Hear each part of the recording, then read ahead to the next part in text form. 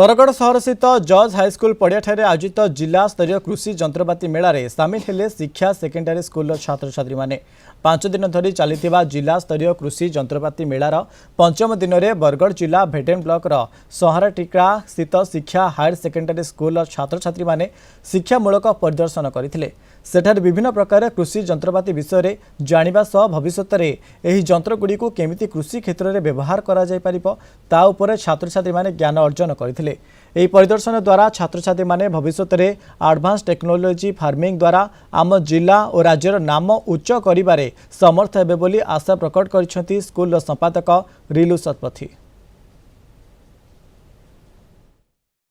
जे agriculture रे छुआ माने ताकर पढ़ा परे केनते टेक्नोलोजी बेस रे चाष करि पारबे सेटा के नेगरी न छुआ मान को शिक्षा देवा ले आइछु। जिला स्तरीय कृषि मेला रे आमे एग्रो टूरिज्म के प्रमोट करवा ले इनके आसीछु, जेनटा कि विद्यार्थी माने संगे आसीछन जे फ्यूचर रे केनते